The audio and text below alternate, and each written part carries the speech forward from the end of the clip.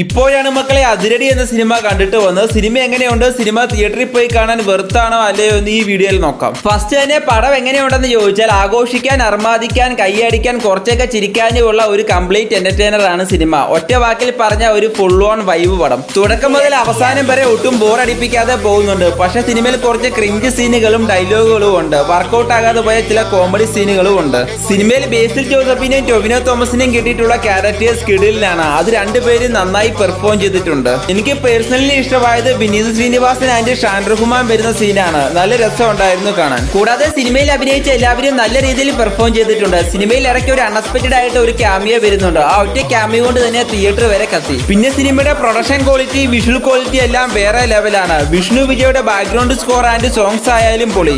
ഇടയ്ക്ക് കുറച്ച് വെറുപ്പിക്കലുണ്ടെങ്കിലും ഫ്രണ്ട്സ് ആയിട്ട് അടിച്ചു പൊളിച്ച് കാണാൻ പറ്റിയ ഒരു പടമാണ്. എന്റെ റേറ്റിംഗ് ഈ സിനിമയ്ക്ക് 10/8. നിങ്ങൾ സിനിമ കണ്ടിട്ടുണ്ടെങ്കിൽ നിങ്ങളുടെ അഭിപ്രായം കമന്റ് ബോക്സുമായി രേഖപ്പെടുത്തുക.